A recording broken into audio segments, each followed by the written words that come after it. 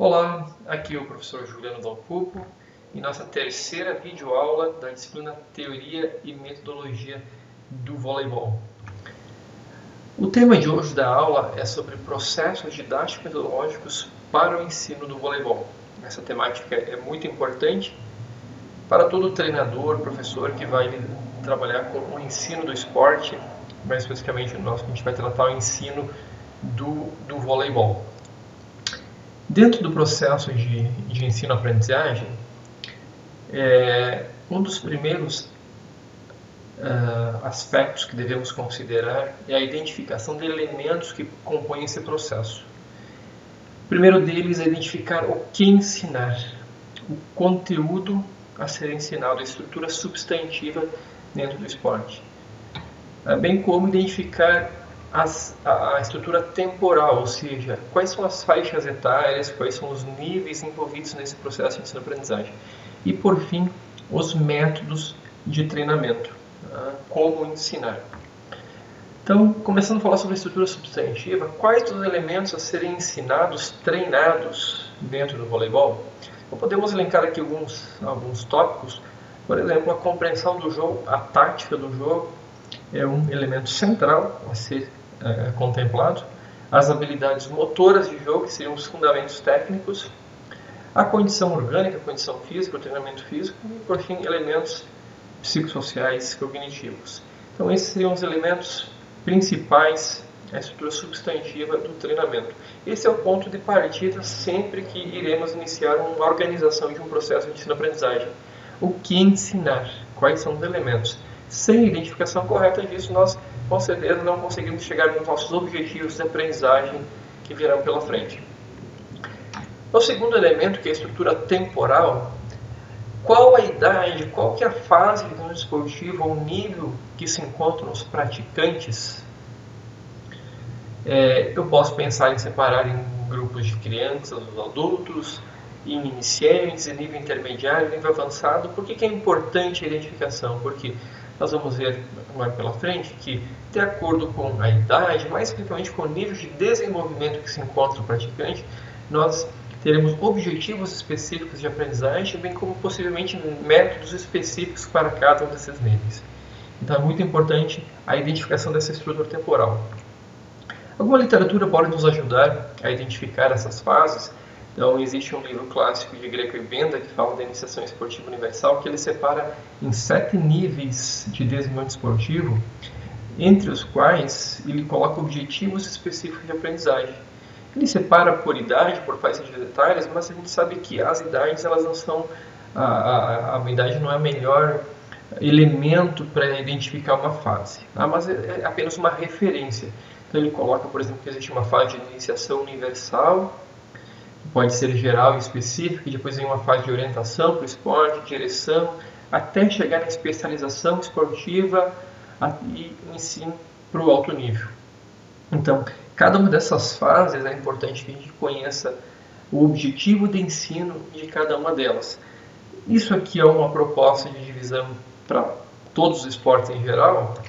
O Bojiquian, ele traz uma proposta que é uma divisão, uma estrutura temporal para o voleibol, que ele diz o seguinte: ele separa em 5 níveis, que ele fala em iniciação global, primeiro, que seria o desenvolvimento de habilidades motoras básicas, estimular as formas de rebater, jogos adaptados, que não fala em vôlei propriamente, mas lembra alguma coisa.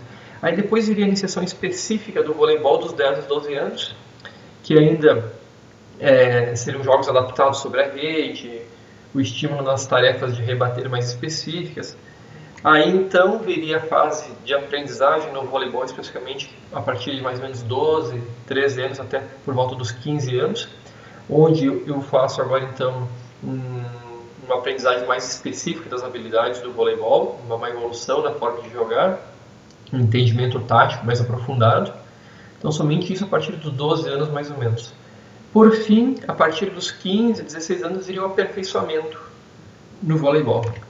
E chegaria num nível pronto de treinamento lá por volta dos 18, 19 anos de idade. Então seria uma proposta de divisão por faixas etárias, mas pensando em níveis de desenvolvimento específicos dentro do voleibol, em que possuímos objetivos de aprendizagem e aí que vai determinar toda uma estrutura de treinamento, com cargas de treinamento, com métodos, de acordo com esses níveis. Então, é muito importante que nós conheçamos essa estrutura de faixas etárias, de níveis, porque não é a mesma coisa eu fazer uma aula para iniciação de voleibol para um iniciante, uma criança que seja, do que é para uma estrutura de treinamento para alguém que já tem um nível mais avançado e assim por diante.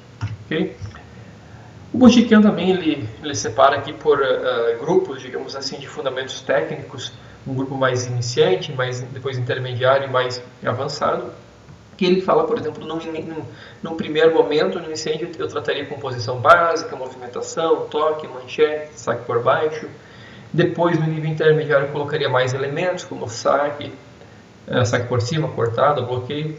E, por fim, o último grupo com variações na técnica, já elementos técnicos mais específicos. Então, uma proposta também de divisão de elementos técnicos selecionados de acordo com a estrutura temporal que se encontra o praticante.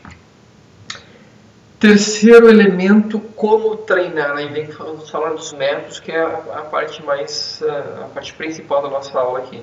Então, existem diferentes formas de ensinar, de treinar. Elas dependem basicamente do que? Das concepções filosóficas do professor, o que ele acha que é o correto, o que é certo, o que é errado, e as características do público-alvo.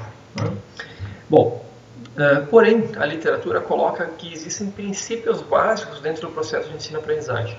Do esporte, não só do esporte, mas como de outros elementos, como eu vou aprender música, eu vou aprender outras habilidades que não sejam necessariamente o esporte.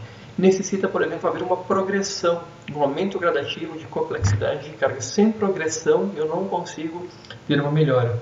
É preciso ter refinamento, preocupação com o aperfeiçoamento dos elementos de jogo e melhorando sempre. Precisa ter aplicação. Os exercícios que eu faço, as atividades, precisam ter um fim dentro do jogo. Então, tem que ter uma aplicação. Além disso, outros princípios são o seguinte: num processo gradativo de ensino-aprendizagem, inicialmente o praticante precisa conhecer o que ele vai fazer. Por exemplo, um fundamento, ele precisa ser apresentado para ele a forma correta de se fazer. Ele precisa enxergar o jogo, como é que ele funciona. Tá? Depois ele vai experimentar a fase 2. Deve ser proporcionado à prática disso com diferentes vivências.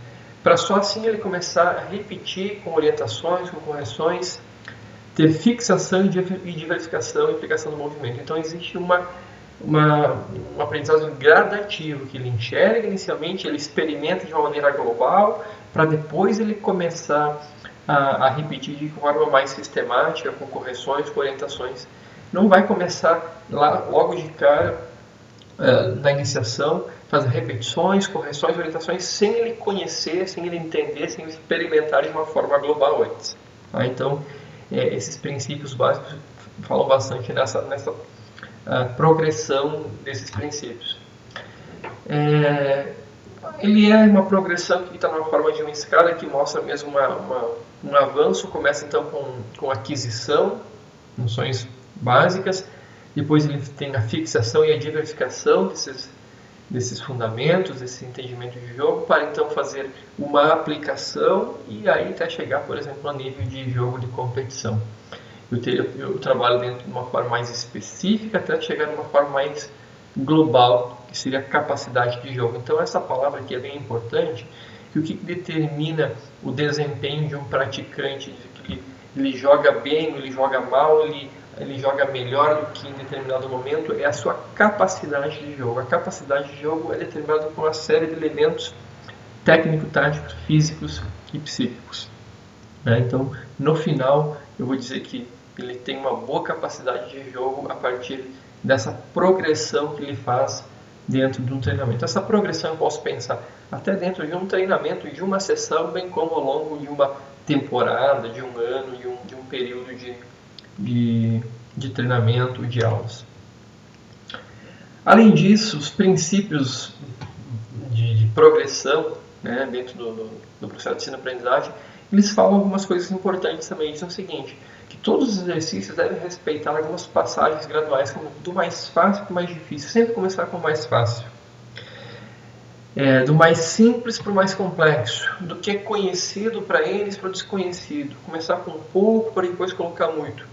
E o último aqui, no início que eles são dependentes ainda para torná-los independentes, que eles consigam fazer sua própria aprendizagem. Então são princípios básicos do treinamento que devem ser respeitados quando eu vou aplicar os meus treinos, as minhas aulas. Que métodos utilizar para ensinar o voleibol? Então falamos um pouquinho dos princípios, que são normas, são regras que devem ser respeitadas, mas que métodos eu utilizo para treinar os meus praticantes, para ensinar a jogar?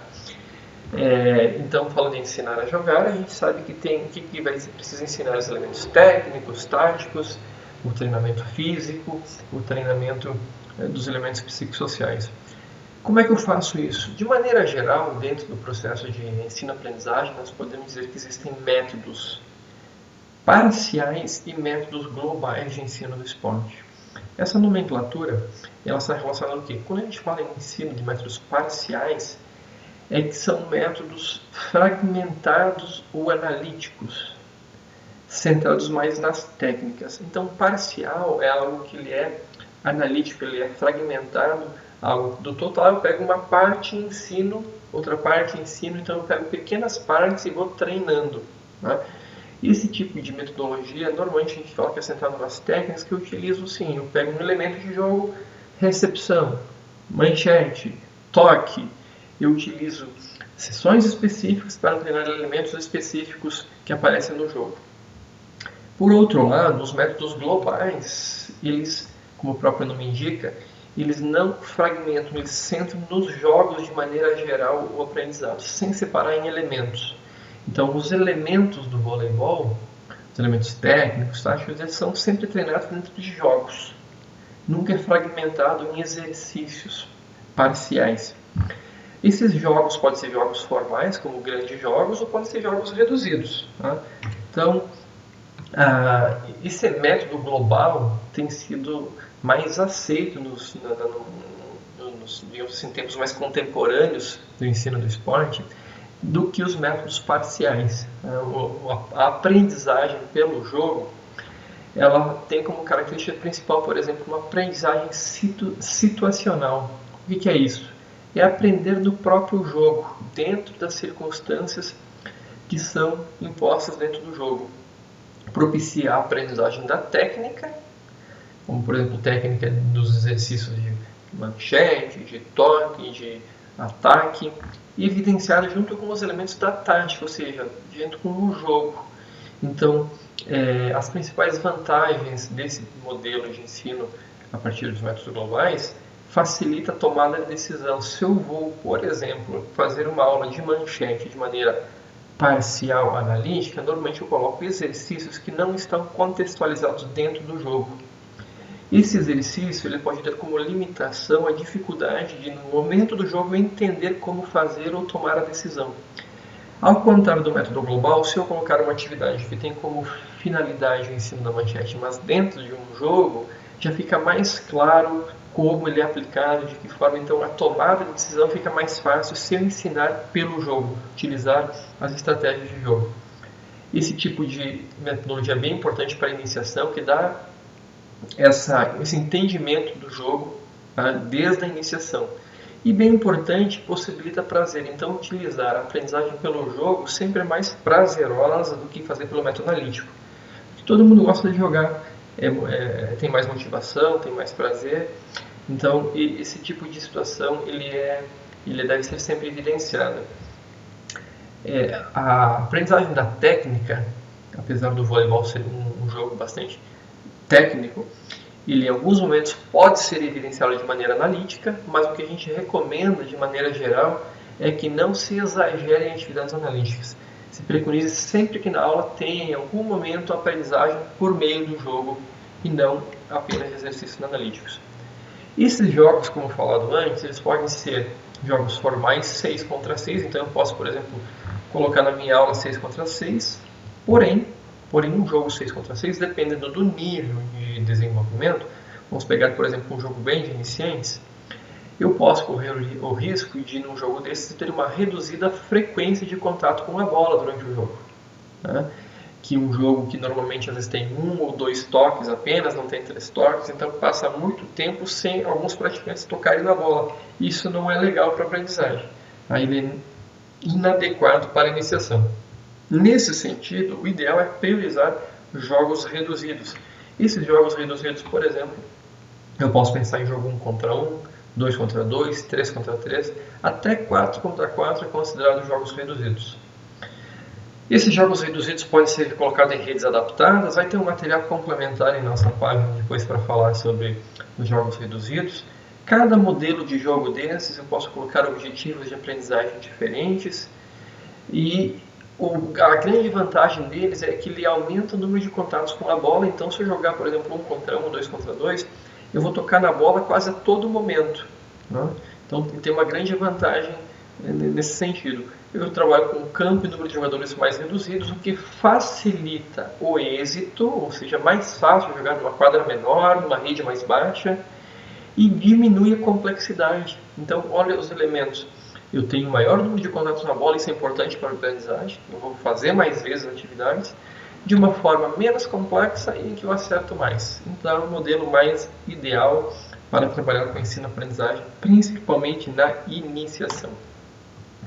Eu posso ter jogos ainda que não sejam apenas jogos reduzidos, que eu chamo de estrutura funcional, como eu mostrei antes, que são jogos simplificados, mas que mantêm a estrutura do jogo. Por exemplo, jogar 1 contra 1 na rede, 2 contra 2, é um jogo estrutural, de estrutura funcional, porque lembra um jogo de vôlei ainda. Tá? Porém, eu posso trabalhar com jogos gerais, num aprendizado mais incidental, com estruturas e formas variadas, que pode ser centrado no objetivo. Então, eu posso fazer, por exemplo, no dia que o objetivo é treinar mais a manchete, fazer um círculo em que eu vou fazer troca de manchetes dentro do círculo. Não envolve uma rede, não é um jogo de estrutura funcional, mas é um jogo, né, que vai ter um objetivo lá, que eu vou utilizar o jogo como meio de treinamento. Por fim, eu queria mostrar para vocês uma proposta de ensino do voleibol apresentada por Isabel Mesquita, que é uma pesquisadora do voleibol, uma professora portuguesa, que ela traz um texto que está na página da disciplina também, que é chamado Proposta Metodológica para o Ensino do Voleibol. Essa proposta ela faz um diagnóstico pelo jogo. Então, ela utiliza o jogo como diagnóstico e como treinamento.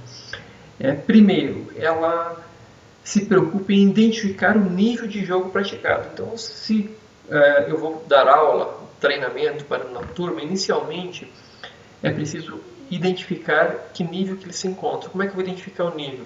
Ver essa turma jogando. Eles vão jogar, eu vou identificar que nível, a partir do que? De alguns elementos colocados nesse texto, que depois é necessário fazer a leitura, que, por exemplo, se o jogo praticado possui apenas um toque, normalmente um toque e raramente 2 toques, provavelmente esse jogo é o nível 1 que eu já vou mostrar para vocês qual é. Então, identificar o nível de jogo praticado. Na sequência, eu vou estabelecer, digamos assim, a partir desse diagnóstico, eu vou colocar elementos objetivos de treinamento como meio de formação e treinamento, a partir do próprio jogo mesmo. Então, inicialmente, eu preciso conhecer o nível de jogo praticado, e aí identificar esse nível de jogo a partir de elementos. A autora ela coloca 4 níveis de jogo: o jogo estático, o jogo analítico, o jogo rudimentar e o jogo elaborado. Cada um desses níveis de jogo possui características específicas. Essas características são do ponto de vista técnico e tático, como eu coloquei antes. O jogo possui um toque apenas na bola. O jogo já possui os elementos coletivos bem presentes, já possui os 3 toques, a organização tática já. Então é um jogo rudimentar. A partir disso são estabelecidos objetivos de ensino de acordo com essas características. Então, o próprio jogo é uma forma de identificar e é uma forma depois de organizar os objetivos do treinamento. Por fim, sempre pensando que todo o processo de ensino-aprendizagem busca melhorar o desempenho ou o rendimento dos praticantes. O que eu posso pensar em melhorar o rendimento? Eu posso pensar em trabalha com rendimento ótimo e com rendimento máximo. O que isso significa? O rendimento ótimo, todo o processo de ensino-aprendizagem, não só no esporte, ele busca a melhora de um processo, a melhora de algo. Se eu estou aprendendo a tocar violão, o objetivo sempre é melhorar o meu rendimento. Então, eu vou ter um rendimento ótimo em cada etapa, em cada momento. Então, nesse primeiro nível de iniciação, os meus praticantes vão em busca de chegar ao nível X, que é ótimo para aquele momento. Então, busca em todas as etapas que a gente tem um rendimento, né? Ela é necessário para uma evolução pessoal, tanto se eu for praticar para nível de competição ou por lazer, por prazer. Então, todo praticante de esporte ele gosta de saber fazer, de saber jogar. Para isso, ele precisa, dentro do seu processo de ensino-aprendizagem, que há uma evolução, que haja uma busca de um rendimento ótimo.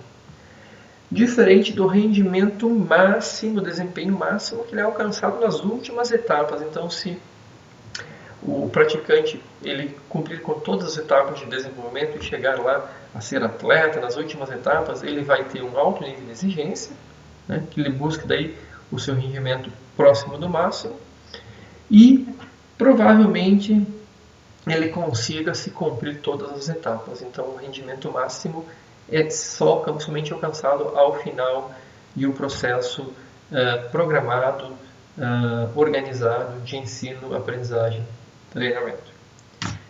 Era isso, pessoal. Obrigado.